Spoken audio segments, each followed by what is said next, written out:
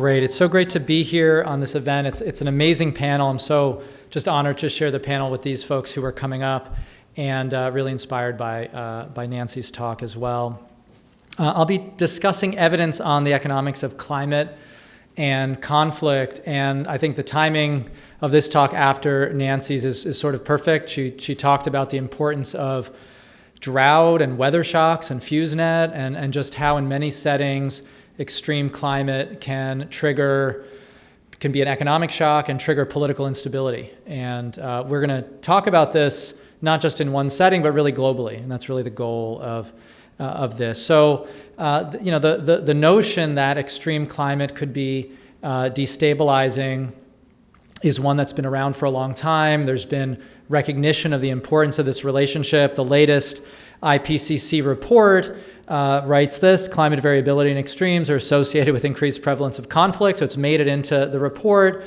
In this case, they claim there's a medium degree of confidence in that result, but there's sort of different variants of this claim in IPCC with different levels of confidence. Some of the evidence on that link, the quantitative evidence, comes from some work that I was really lucky to be part of with Sol Shang and Marshall Burke.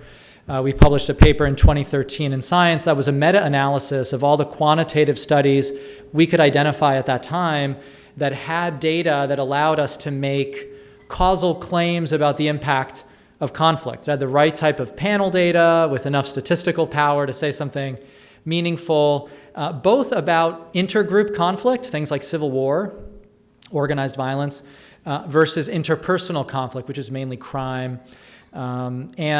Again, our goal was to get studies that were comparable. This paper took a lot of work because a lot of the existing studies had data that allowed us to do these analyses, but they hadn't done them already. So we had to reanalyze a lot of data, put it in a common format, and then combine it to try to come up with common estimates. And the punchline of that work was across these 30 or so studies that a meaningful anomaly, temperature or rainfall anomaly, a 1 standard deviation shock in statistical terms, was associated with 10% greater likelihood of intergroup violence and 3% higher interpersonal violence.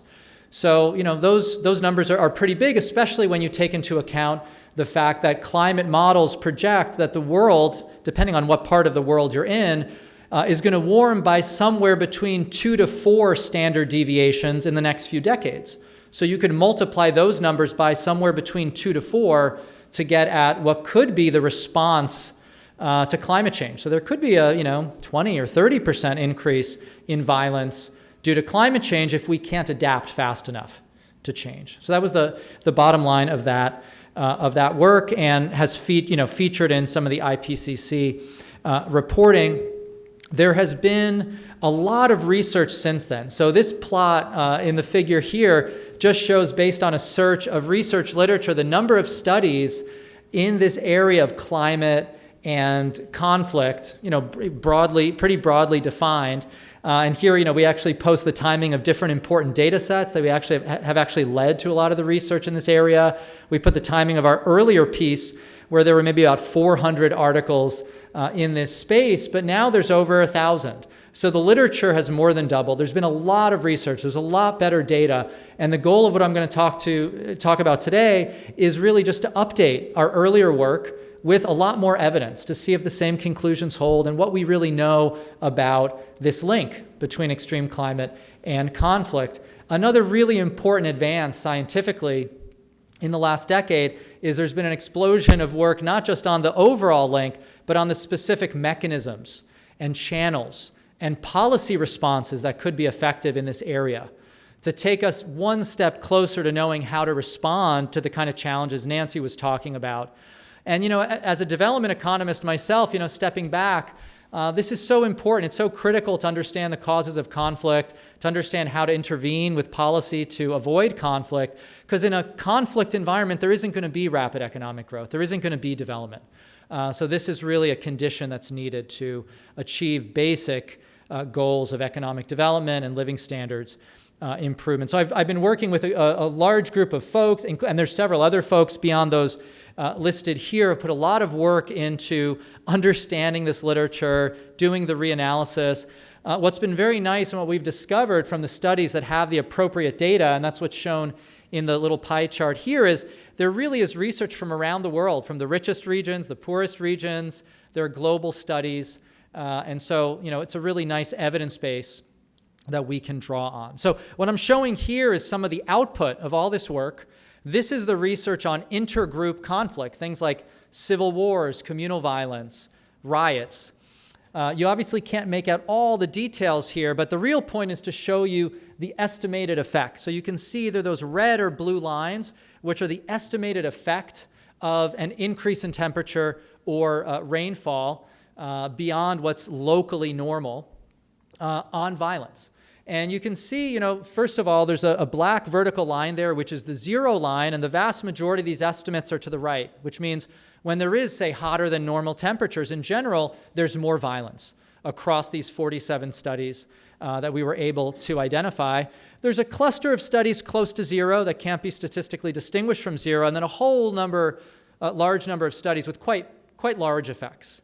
So those are settings where a 1 or 2 standard deviation temperature shock could be associated with a pretty big increase in civil war risk or riot risk.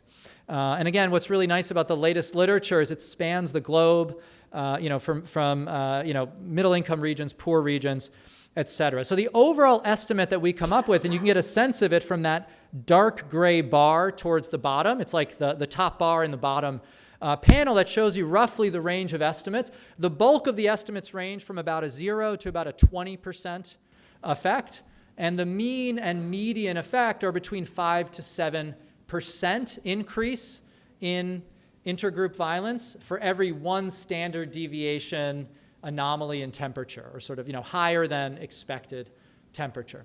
This is very statistically significant. It's a very meaningful effect. If you take that 5 to 7% and multiply it by 2 to 4 standard deviations, we're still talking about maybe an increase of 20% over the coming decades in conflict risk. But these estimates are somewhat smaller than the paper from 8 or 9 years ago. So 5 to 7% rather than 10%. So this is the sort of latest take on the literature in the most comprehensive assessment that we could come up with. There's similar results on interpersonal conflict, things like homicide, armed robbery, assault. Again, there's a lot of studies. Before there were only about a dozen. Now there's more than twice as many studies from both rich and poor countries linking a local temperature shock to an increase in crime. And once again, the bulk of the estimates are positive, and the average effect here is about a 2% increase in, say, homicide or violent crime for every 1 standard deviation increase in temperature. So still quite a meaningful effect, very statistically significant as well. And again, a little smaller than the earlier estimate. So as the evidence base has gotten broader, maybe more representative and larger, we have very precise estimates that are meaningful, but a little smaller than the initial estimates from the first study. I'm not going to talk about it today, but there's a parallel literature that has been developed, including by some of my co-authors, studying the link between extreme temperature and suicide or self-harm, which shows very similar magnitudes. There are significant increases in suicides and attempts in hotter than average periods in both rich and poor countries. So that's another finding that, again, a larger and larger number of studies are documenting. All right, so what else have we learned? There's the overall relationship, which is very important, but we've learned a lot about mechanisms. And this is just a simple schematic to give you a sense of how we think about these links. Climate and climate change and temperature shocks are the drivers here in our statistical models. And in the analysis I've talked about so far, we're really estimating the relationship between those climate variables and conflict outcomes directly through any channel, through all channels. But other work is investigating the effect on specific channels. And there are a number that are very important. Economic mechanisms could be very important. And again, back to the Somalia or Horn of Africa case, in an extreme drought, people's livelihoods are jeopardized. That could be destabilizing politically. Migration could matter. Political institutions, there could be psychological and physiological mechanisms, sociodemographics, et cetera. So there's a range of different channels that have now been investigated in the literature, and depending on the context, there's actually evidence that each of these channels can be quite important as intermediate channels for the overall relationship. So let me tell you a few of the key ones. There's more and more data that economic conditions are very important moderators of this relationship, and that public policy that addresses living standards can help dampen or reduce the link between extreme climate and conflict. So a couple really nice examples. There's a famous rural employment program in India, the National Rural Employment Guarantee Scheme, NREGA, which provides jobs to poor people in rural areas. The Fetzer piece shows that there is a relationship between extreme climate and insurgent violence through the Naxalite insurgency, for people familiar with South Asia, in India. But when NREGA rolls out, when this big employment guarantee rolls out, that relationship is dampened. It's much weaker. Similarly, in Mexico, there's a very strong relationship between higher temperatures and local homicide. But when the Progresa cash transfer program rolled out, that relationship almost went away. In Indonesia, there's a strong link between bad rainfall in the growing season and local violence, but in areas with good irrigation. In other words, areas where livelihoods aren't dependent on good rainfall anymore because they have access to water, even in bad years, that relationship goes away. So there's more and more studies showing that the right types of public investments, infrastructure investments, social protection investments, job programs, can actually weaken this link between climate and violence. There's also a bunch of studies that point to the importance of political institutions. When there are extreme climate outcomes in West Africa, there are often more herder-cultivator clashes as herders go seeking water and food in new areas. But in areas where herders have more political power and are included in politics, those links are weaker.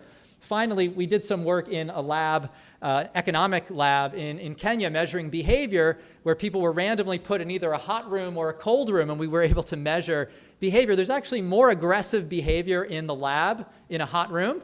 It's very cool in here, so we're fine, guys. So don't worry. Can you open the doors in the back? But it turns out that violence, or not violence, aggression lab, it's not violence, but aggressive behavior in terms of gameplay is most pronounced among members of socially and politically marginalized ethnic groups in Kenya. So politics enters into the lab even.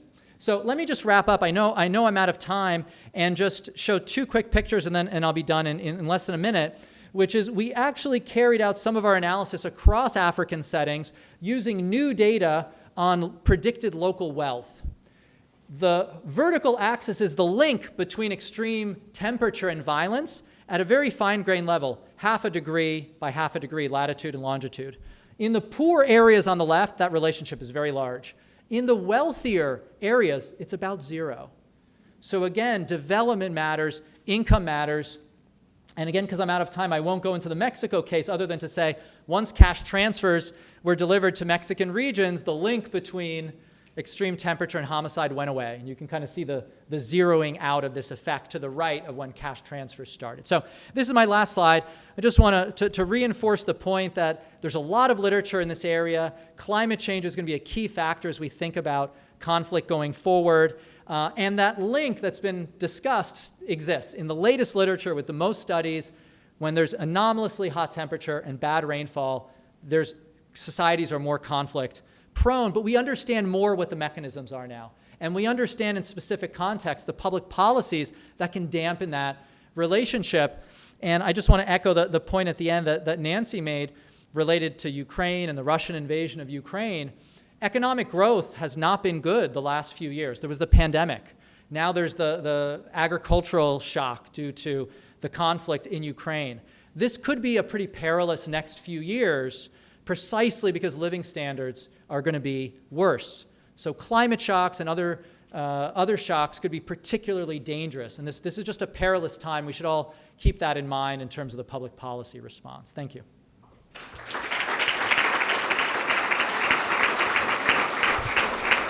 Thanks, Ted.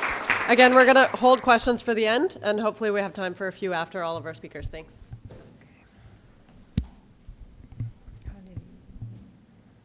All right, thank you so much. So hi, everybody. My name is Claire Ardita. I'm a professor of political science at UC San Diego, and I'm really excited to present to you some work on reducing misinformation uptake in a polarized context. Evidence from Côte d'Ivoire. This is joint work with Jessica Gottlieb at the University of Houston and Richard Moussa at NCA in Côte d'Ivoire. So you might be wondering why a study on misinformation when we're in a panel about conflict. Research shows that misinformation has negative effects on democratization, and particularly in countries that are young democracies that have a history of conflict, it could have really destabilizing effects because it has negative effects on what we call effective polarization. That is the perceived distance between social groups, race groups, ethnic groups, religious groups, regional groups. And this is precisely the context in which Côte d'Ivoire finds itself. This is a young democracy in West Africa, 26 million people, and it is a polarized country. And we don't have time to go over the historical reasons why it's a polarized country, but it is a polarized country between North and South. One of the complicating factors is that there are many identity dimensions that cleave along that line. The South tends to be ethnic Akan, it tends to be Christian, it tends to be supportive of the opposition party. The North tends to be Muslim, tends to be of different ethnic groups, and tends to be supportive of the party in power. So this is a combination of elements that could be really explosive. Another couple elements to this is that misinformation is really rampant in this country. There's a couple reports that have come out from the Center for Democracy and Development, from National Democratic Institute on the ground that have shown that misinformation spreads significantly through Facebook and WhatsApp. And this is also a country where internet penetration is really high. It's about 36% access to internet, 24% are on social media, and that rate is growing. Between 2021 and 2022, that grew by, access to social media grew by 8.5%. So again, a potentially explosive set of factors, and indeed it was pretty fatal a couple years ago in Abidjan, the economic powerhouse of Côte d'Ivoire, when a video spread through Facebook supposedly showing Ivorian migrants in neighboring Niger being attacked. What the video actually was a video of the Nigerian military arresting members of Boko Haram. But the damage was done, the rumors spread through social media, and as a result, Nigerian migrants in Abidjan were attacked, and with fatal results. And so as a result, a number of practitioner organizations and researchers are asking what interventions can effectively combat misinformation. And the current interventions that we're seeing, both in the industrialized context and in the developing world, are interventions that rely largely on digital literacy programs, on educational interventions. They're interventions that tend to assume that the problem is that people don't have the skills to identify misinformation. And you have mixed results. There's a number of fact-checking studies in the US that seem to be effective, but the results in the developing world are much more mixed, and there's not a large evidence base yet. And what we want to argue is that in polarized contexts, it's not enough to focus on this capacity constraint. It's not enough to think about whether people have the capacity to identify misinformation. What we need to do is think about the fact that individuals belong to social identities, to social groups. These social groups bring them self-esteem, they bring them affirmation, and they may be motivated to assimilate misinformation that aligns with their group identity, misinformation that makes them feel good about the groups to which they belong. And we're all probably thinking about the contexts we know, probably in the United States, that one of the reasons why people believe misinformation is because it makes them feel good about being members of certain groups. And so successful interventions have to be based on these social identity considerations. So we wanted to develop this intuition and test it. We partnered with an NGO, with National Democratic Institute in Côte d'Ivoire, that is already implementing standard digital literacy interventions to combat misinformation. And we wanted to test the effectiveness of that standard digital literacy intervention, but also we wanted to develop some new interventions based on this idea about social identity. and test this. So we randomly assigned these interventions to a sample of youth in Abidjan, and we conducted a baseline survey through which we delivered our interventions, and a couple weeks later we contacted our participants to evaluate the effects that these interventions had had on misinformation.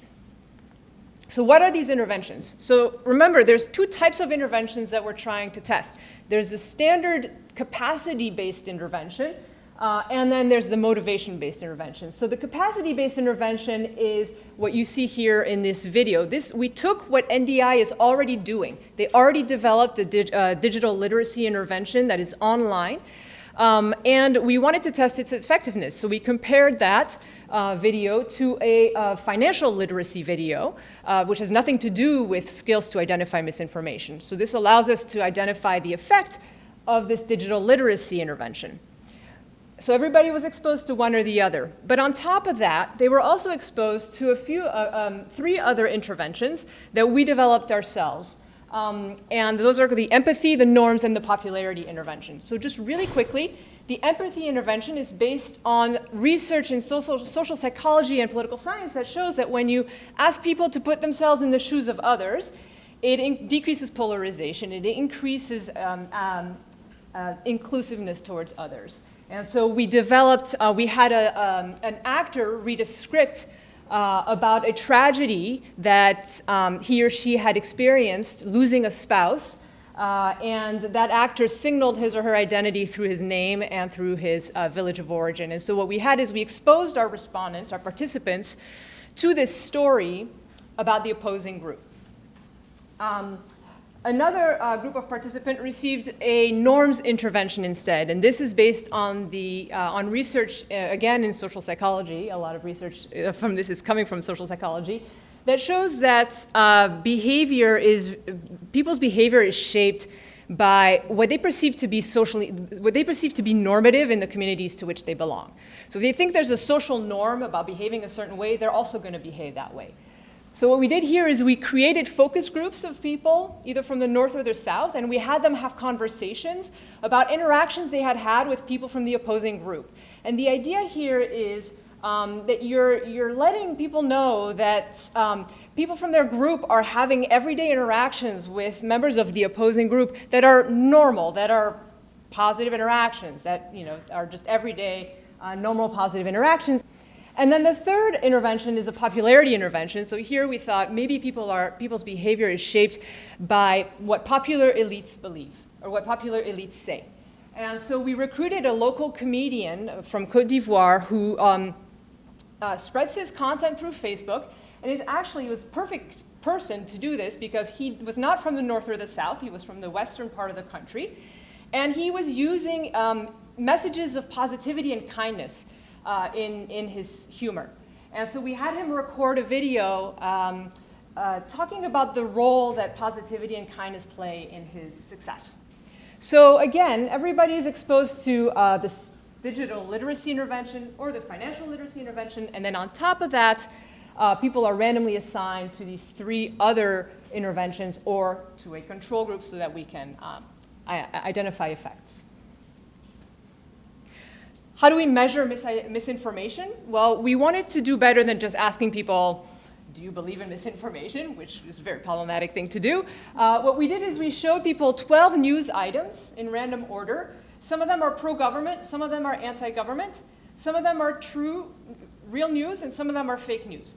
And we asked people to identify to tell us whether they believed each news item was fake or not.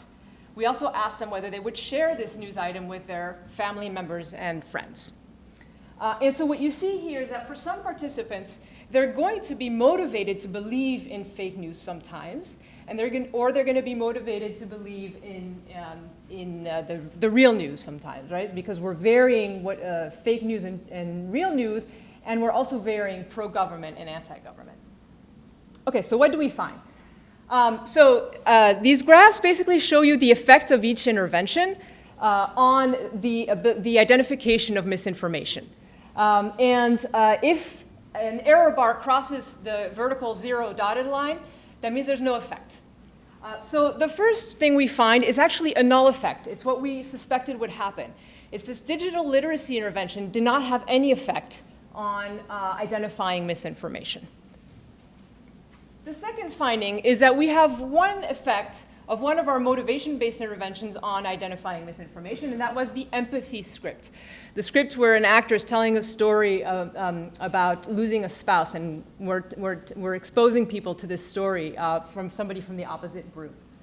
And what we find is when respondents heard this story, later on when we recontacted them and we gave them this exercise about identifying misinformation, they were more likely to be able to identify misinformation, particularly in the case where they were motivated to answer incorrectly. So this is really important. This is a situation where you're motivated to answer incorrectly because you're pro-government and it's fake news, but it's pro-government, so you're motivated to say, oh, actually, that's true. But with the empathy intervention, they were less likely to do that. And finally, we find that our popularity intervention, with the comedian telling people about the role of kindness, actually lowered the sharing of fake news. So that was our third result. The conclusion from this study is, first of all, the digital literacy intervention did not have any effect on identifying misinformation or on sharing misinformation. Some of our interventions that were meant to reduce the motivation to accept and share misinformation worked. The empathy intervention worked, the popularity intervention worked. And so the lesson here is that when we're thinking about interventions to reduce misinformation, we should not be focusing purely on this capacity constraint. It's not that people don't know how to identify misinformation, it's that they're not motivated to identify misinformation. And we should leverage what we know about people's social identities and how salient that is to them to make these interventions more effective. So just a thank you to our partners on the ground and the people who gave us feedback along the way. Thanks so much.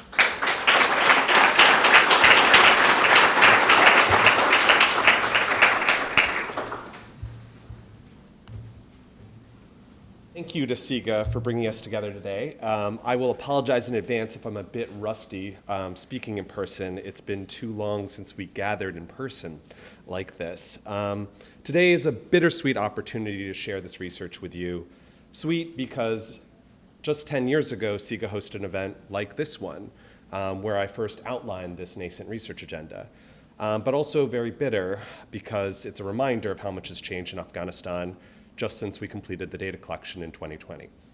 With my personal connection to the country, it's been a particularly heartbreaking year. Some have argued that state building in Afghanistan was impossible. My co-authors and I hope to provide you with evidence that adds more nuance to these narratives. Today, roughly 2/3 of the world's extreme poor live in politically fragile countries. If trends continue, that will be 80% by the end of this decade. And 1 in 3 of the extreme poor will be in just 15 conflict-affected countries, including Afghanistan, along with others. Across the Sustainable Development Goals, these settings are precisely the ones being left furthest behind. Now, there's a broad consensus among development economists that an effective state is essential for ending poverty and for achieving the Sustainable Development Goals. And a large literature from less fragile settings explores how public employees are essential to state services and how best to train, incentivize, and promote them. But in extremely fragile settings, the state often lacks basic capacity to identify and pay its own civil servants. This was especially salient in Afghanistan's education sector, where ghosts were a challenge, albeit one with limited data. In our data, 48% of teachers are absent in unannounced visits, and 55% reported significant payment delays in receiving their own salaries. Of course, reform takes time, but that's exactly what extremely fragile settings often lack. This paper provides evidence on how to effectively build basic state capacity during an active conflict. We report results from a 2-year randomized rollout of mobile salary payments for 30,000 Ministry of Education employees across 1,900 schools in 3 conflict-affected provinces. To preview our findings, first, we show 1.3% of employees are removed from the payroll during the reform, and estimate that between 8 and 20% of all employees may be ghosts. Second, we show experimentally that mobile salary payments improve the payment process, but mainly after the first year due to implementation issues, and that particularly in cities, mobile salary payments increase activity in the mobile money ecosystem more broadly.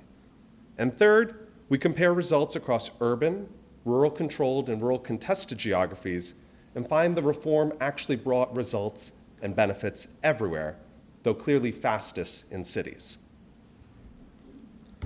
Stepping back to provide some context, Afghanistan had one of the lowest levels of financial infrastructure and inclusion even before its current economic crisis.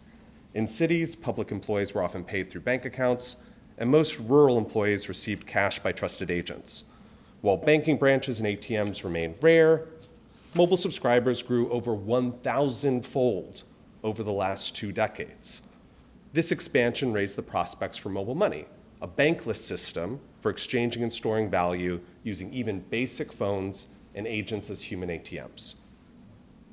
The MSP's reform touched on 3 core policy debates that echoed broader themes across the 20-year war. First, would the reform lead to more insecurity if local power holders relied on ghost salaries for their political support? We elicited beliefs from 120 education stakeholders, a 360-degree exercise. 80% correctly anticipated no increase in local insecurity as a result of removing ghost workers from payroll. In addition, the average prediction across all stakeholders was 12% of teachers were ghosts. Second, should efforts prioritize urban areas where mobile money worked better, or rural, particularly contested territory where corruption may be more severe? And third, should the focus be on first-mile processes in Kabul or last-mile processes in the field? Our baseline data indicated that Kabul-based ministry and banking executives were perceived as nearly 4 times more likely to be seen as a source of delays under the status quo system. The Ministry of Education's MSP reform started in May 2018 in 3 provinces, shown here, precisely because they represented the range of contexts from secure cities to contested rural areas over the entire country. I'll briefly summarize the 3 stages of the reform. In registration, employees came to a registration center, usually the largest nearby school, on a pre-announced date. The mobile network operator, a private firm, then verified the employee's identification, collected biometric data, fingerprints, to be used for future in-person transaction verification, and issued a mobile money SIM card. In the next stage, adjudication, registration data are matched to existing payroll records, and a list of discrepancies were sent to a new committee of province-level Ministry of Education staff who decided if unregistered employees should be removed from the payroll. And finally, in the payment stage, employees received SMS notifications when a direct transfer was made to their mobile money account. A mobile money agent then visited their school or a nearby center monthly to cash out salaries, or employees were free to use the accounts on their own. In terms of our research design, we divide the 1,900 schools across the 3 provinces into algorithmically formed zones that you can see here as the polygons.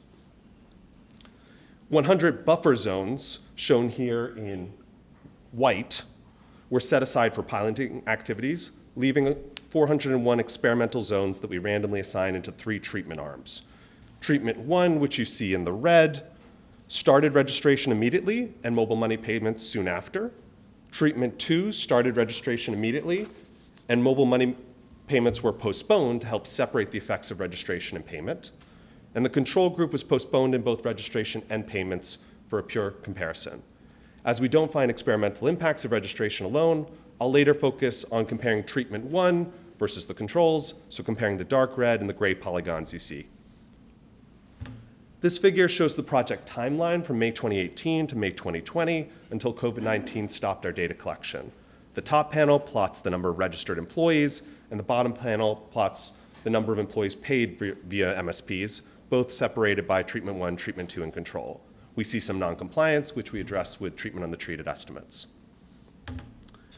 Turning to our results, the MSP reform did lead to the identification and removal of ghosts from the payroll. While 6% of employees failed to register on time, That figure falls to 2.8% after late registrations. Ultimately, we observed 1.3% of employees removed from the payroll, indicating that even with strong evidence of ghosts, the political process of removal remains challenging. We also note that twice as many employees never register in rural than urban areas. The registration process was also vulnerable to errors of inclusion. Stand-ins could present themselves as legitimate employees despite not being teachers.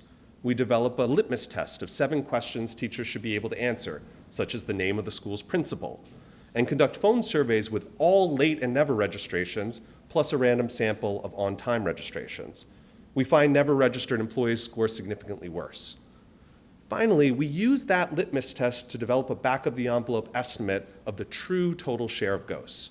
For this, we compare the test scores of real verified employees who we verified during unannounced audit visits conducted separately with the test score of other registered employees, setting aside the never registered group. Intuitively, the lower the test scores of registered versus real employees, the higher the number of stand-ins. Depending on whether we use a score cutoff of 4 or 7, we estimate 8.4 or 20.4% of employees may be ghosts. Here's the raw data from our litmus tests, split by whether employees ever registered in green or never registered in dark gray. In the first pair of columns, we see that the registered employees are 15 percentage points more likely to answer the phone when called. In the remaining columns, registered employees are much more likely to get 5, 6, or 7 questions correct and much less likely to get less than 4 questions correct. Of course, you might ask, why not add the litmus test as a formal requirement alongside the biometric registration? While this may help on the margin, the test was not perfect in separating stand-ins, and a formal requirement could lead to manipulation. Given the considerable enthusiasm around the world for biometric registrations, our findings underline the importance of both political will and the pitfalls of strategic gaming efforts. Now I'll cover the experimental evidence on impacts from the MSP reform using our multiple survey waves. The first variable we report here is the share of employees who support scaling up the mobile salaries reform across the entire Ministry of Education, not just the 3 pilot provinces. This was a key driver of high-level political support for the reform. In red is the treatment 1 group that was registered and paid first, and light gray is the controls that were postponed on both registration and payments. The first pair of columns that you see on the far left is our baseline data before the start of registration. We see high enthusiasm given widespread dissatisfaction with the status quo. The second pair of columns measures 1 year later, in April 2019, where support for MSPs has fallen. The third pair of columns measures our support 2 years out in May 2020, where majoritarian support is returned. Our treatment of the treated estimates show double-digit increases in support post-treatment. To understand why support falls in the first year before returning in the second year, we next look at the share of employees experiencing salary delays. In the middle pair of columns from April 2019, we see the MSPs group experienced more salary delays relative to the controls in year 1, but the third pair of columns show these teething issues are largely resolved by year 2. We see similar patterns on other variables. Of course, it was not the intent or expectation of the reform that MSPs would temporarily worsen delays. To understand the source behind them, we ask employees to distinguish between first-mile issues related to central actors, such as the Ministry of Education, Ministry of Finance, and COBOL, who authorize the payments, and last-mile delays related to final cash out. We have 2 observations here. First, as the rightmost red column shows, last-mile delays increase in the mobile salaries group in year 1, but not in the controls. This is primarily due to issues in rural areas where the mobile network operator lacked the staff necessary to convert digital mobile money transfers into cash, an issue that was resolved by year 2. Second, we note that first-mile issues improved in both treatment and controls due to increased attention from bureaucrats in COBOL.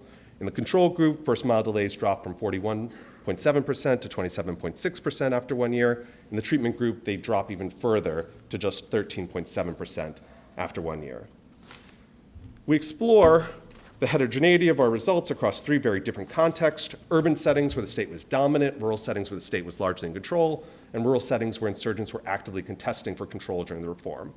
While we see the reform brought benefits everywhere, it succeeded fastest and more in cities. Support for scaling reform rises after 1 year in cities, but it takes 2 years in rural areas, whether they're controlled or contested. And payment delays are resolved in both rural and controlled and contested areas after 2 years, but they fall even further in cities after 2 years, indicating that MSPs outperform banks in the timeliness of payments when they have a robust cash-out network. We interpret this pattern of results as suggesting the state control is more a complement than a prerequisite for basic state-building efforts like MSPs. Finally, on financial inclusion, we observe a dramatic rise in self-reported peer-to-peer transfers using mobile money in our survey data. We then use the mobile network operators' transaction data to further validate this, instrumenting for the months of MSPs with treatment status. We find sizable increases in deposits and total mobile money balances, particularly concentrated in rural areas. To summarize, knowing your employees and paying them is a core function of any modern state and a prerequisite for delivering the services that meet the Sustainable Development Goals. But in extremely fragile settings, this basic capacity is often sorely lacking. We provide evidence that mobile salary payments in Afghanistan made noteworthy progress that was made by combining technology, private sector capacity, and political will, even during an active conflict.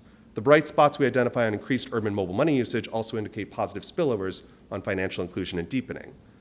As we document, the progress of MSPs was imperfect, and it took time to manifest, highlighting the importance of longer-term time horizons.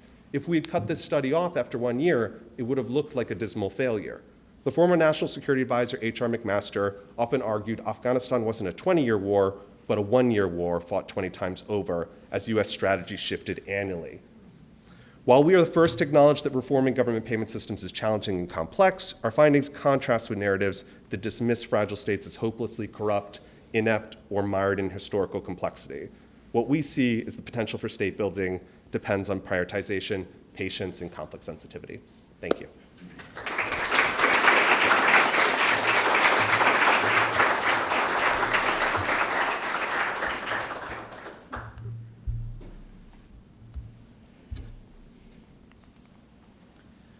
Thank you so much for coming. I'm really excited to talk about this work on the effects of community policing. And this is work that I led with Jeremy Weinstein and Fotini Christia, along with 25 other scholars from around the world.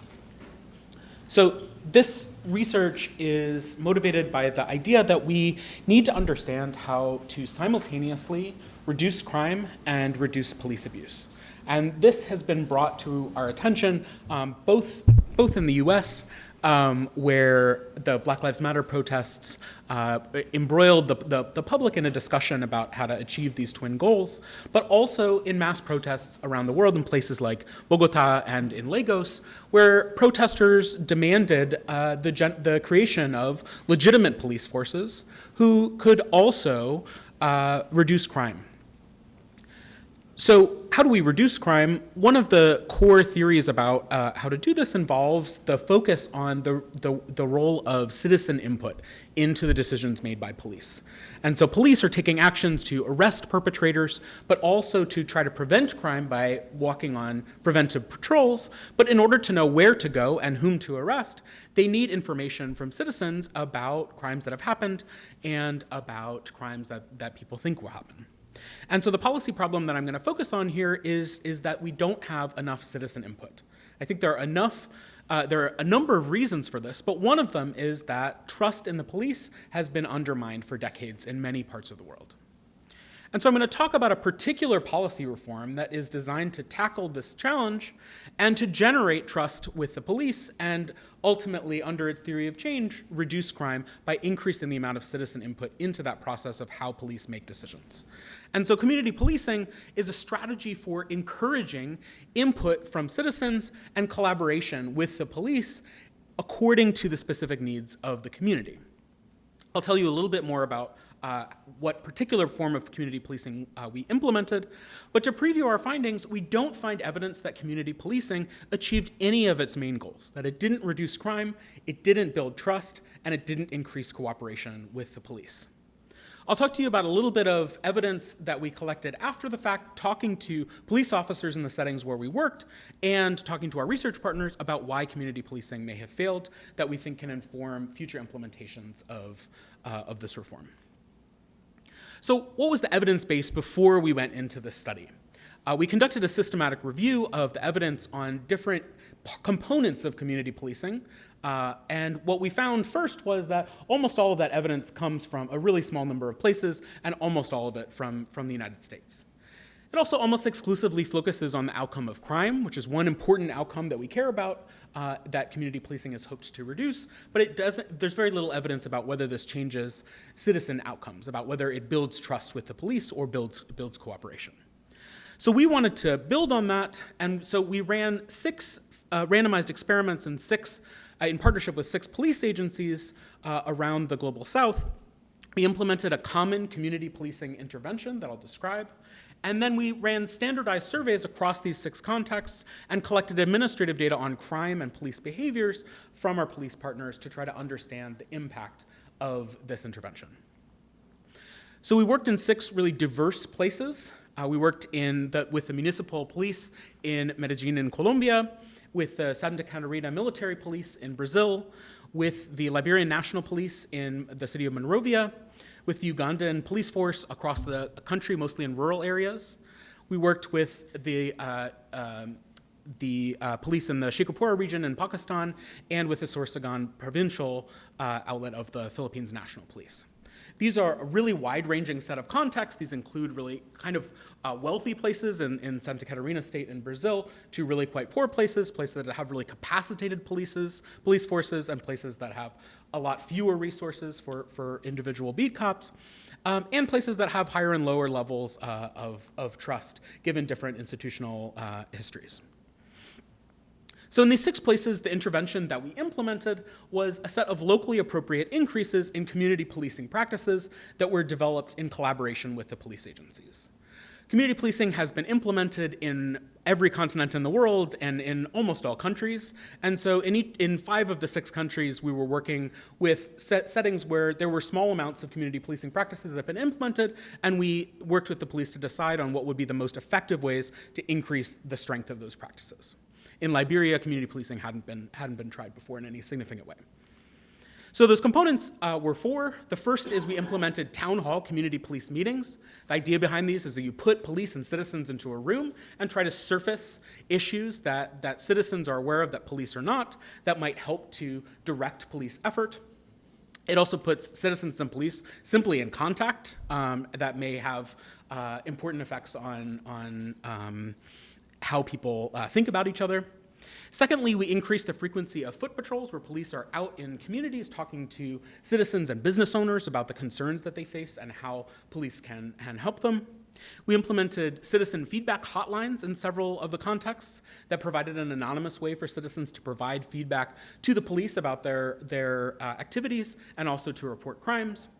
And we implemented, in several contexts, community watch forums, which are efforts to formalize the kinds of community watch groups that exist in most parts of the world, and in particular in these settings to try to reduce the reliance on vigilante justice and formalize that activity. So we conducted randomized trials in each of these settings. The reason that we chose this methodology was that community policing is selected by many police agencies who have some of the worst citizen-police relations. This is adopted as a reform to try to address them. And so if we were to conduct a study where we examined all of these places that have really low trust, that have implemented community policing, and then compare them at the end to places that have much higher levels of trust, we would see really big differences in trust, but not because of community policing, but because of these pre-existing differences. And so instead, we use a lottery to pick the places that are going to implement these increases to the strength of community policing practices and compare these places that we assigned to be implemented to places we didn't assign to implement community policing. We measured 4 sets of outcomes through surveys of citizens, police officers, and administrative data collected from the police, primarily police blotters of crime. These included the crime rates. We measured those in 2 ways, both using a gold standard crime victimization survey, where we asked people about the crimes that they had been victimized by in the last few months. We also surveyed citizens about their perceptions of the police, whether they trust the police, what they think about the police capacity to take action, and their willingness to take action on citizen complaints.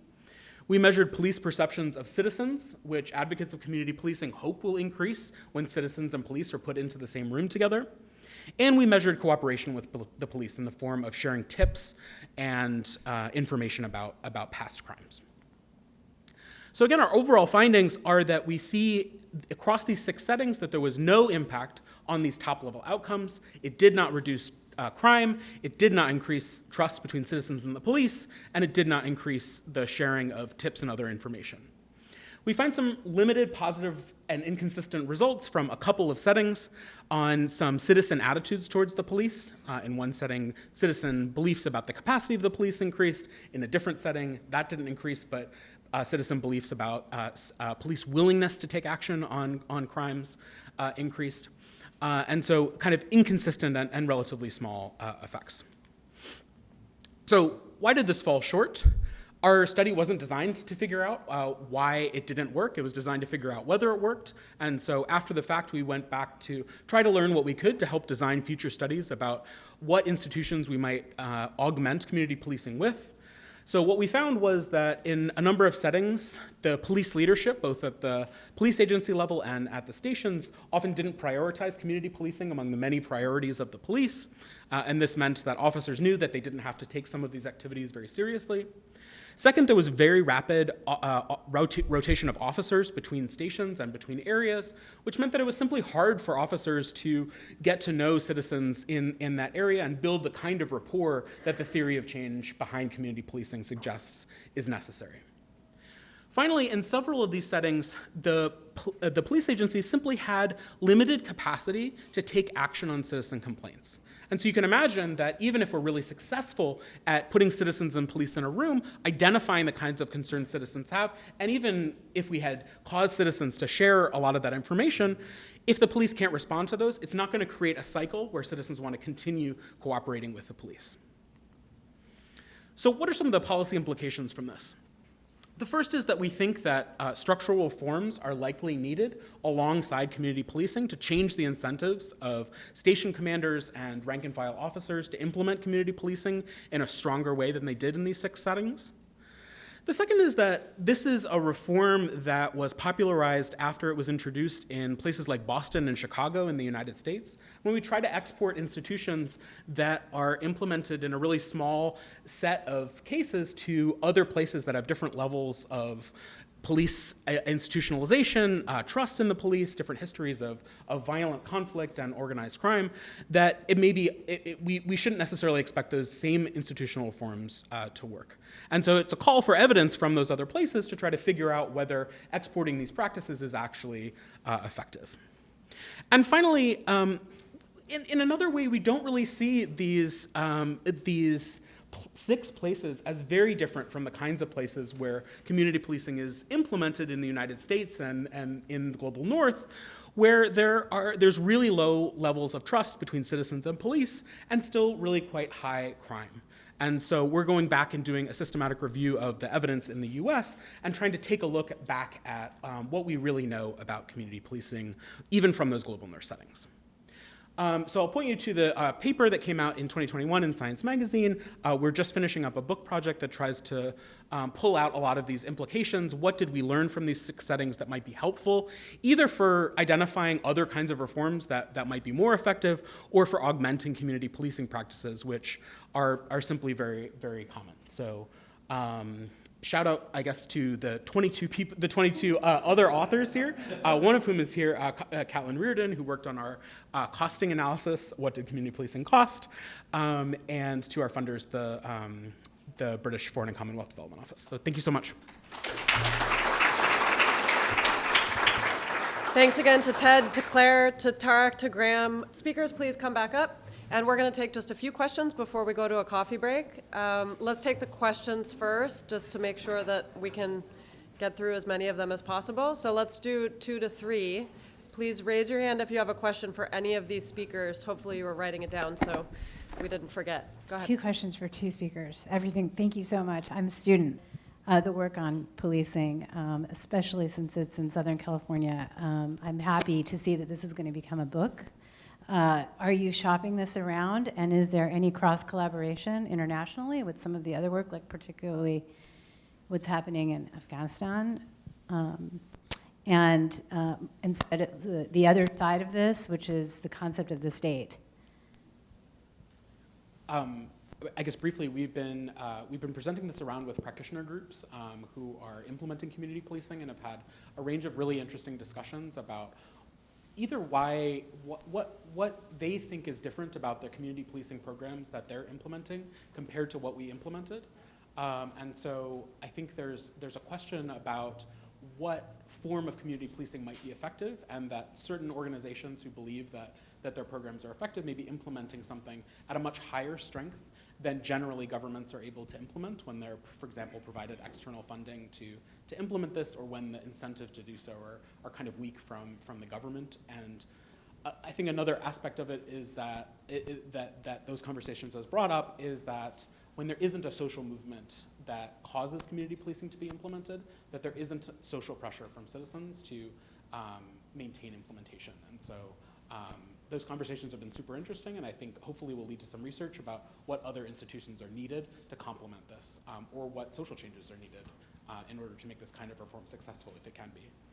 So I guess my question, just to add to that, is how did you get the funding to do the follow-up? And by shop around, I should have been more specific. I meant, are you taking it to other universities in the area? So, like, I know there are other departments of economics and social sciences around the area, other UCs, that are doing programs in law and society. I think that could benefit from something like this.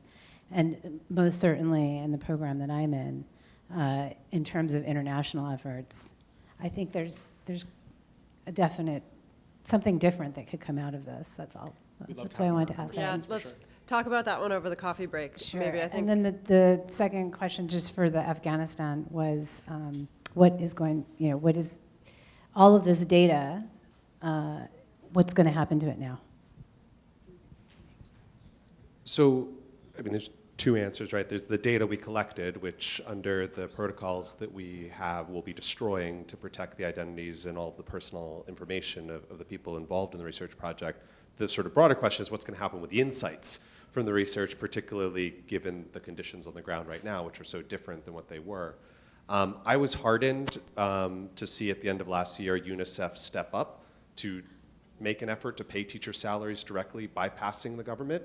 They explicitly said they would use both banks and mobile providers as a way to do so.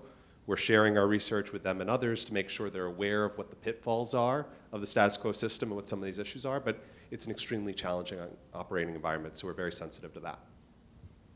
Great. Go ahead, Billy. Thanks. I'm Billy Ford from USIP. I have kind of a meta question that anyone can respond to. Graham, in your previous to last slide, essentially the point about generalizability was question mark exclamation point, which, and I work on Myanmar, a place that there's virtually no experimental research. So I'm kind of curious your thoughts about generalizability of experimental studies in conflict space in general, and given the enormous costs associated with doing so, and the question mark exclamation point kind of generalizability, uncertainty. Just how you think about that sort of tension. Thanks. Sure.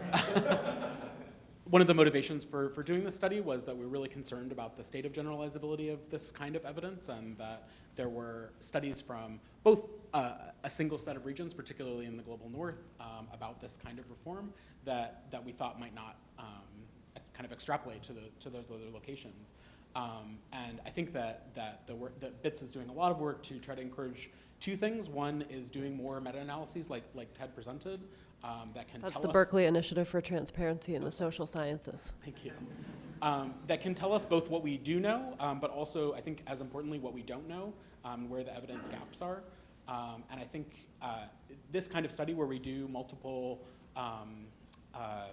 studies in multiple contexts which is the EGAPS Metacata initiative, is designed to provide some evidence about how those effects might vary, but it doesn't tell us what, for example, is going to happen in Myanmar. And so I think that we can learn from this about how much effects vary and try to extrapolate from the contexts that are most similar.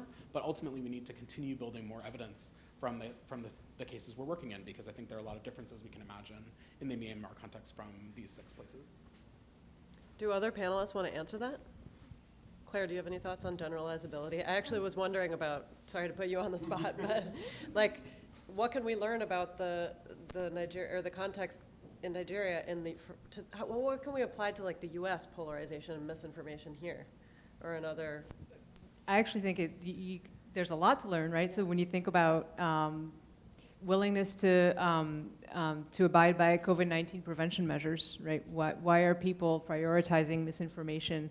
Because they really care about their attachments to certain partisan groups versus getting sick, right? So I think a lot of times the communication just assumes that these motivation, these social identities, the salience of social identity doesn't matter, doesn't shape behavior, and we all know that it does. And so I think these insights can be generalized to other contexts that are polarized, and the U.S. certainly is one of those. I meant Cote d'Ivoire, by the way. Yeah. Do we have any other questions? Oh, we do. We have lots. Okay. Who hasn't asked a question yet? George. Question for Ted. The studies you looked at are all related to the impacts of shocks, climate shocks on things. Is anyone looking at, as those shocks become a new normal, in other words, they're not just shocks, but this is now permanent drought, permanent climate, is the sense that people will then kind of adjust to the new normal and change behaviors, or will that exacerbate the kind of things you're saying? Who's looking at that? Yeah, that's really the perfect question. The analysis here relies on most of these studies, rather short-term variation, but a subset of these studies is able to look at longer-term variation, even over like a decadal scale. And so then the question is, if it gets drier and it gets hotter over 10 years or over 20 years, do we see adaptation? Do we see that the sensitivity falls over time? In the limited number of studies that we've been able to survey, we find really minimal adaptation. And that's true not just in the sort of response of conflict to temperature variability, but even, say, agricultural production. Even if you look at the most advanced agricultural economies like the US, counties in the US that have like 10 pretty dry and hot years are still sensitive to those dry and hot years. Like it takes longer than that amount of time to like find the new crop mix and find exactly how to be productive in a new environment. So eventually humanity will adapt, let's hope, but over the scales that we have been able to measure with high quality data, let's say over a decadal scale, adaptation's pretty slow. And I think that's the concern. And I didn't get into it here just because of limited time, but in the studies that do exist, it doesn't seem like a bad 10 or 20 years is going to be enough to sort of have us figure out how to deal with climate change. So. Let's give our speakers another round of applause.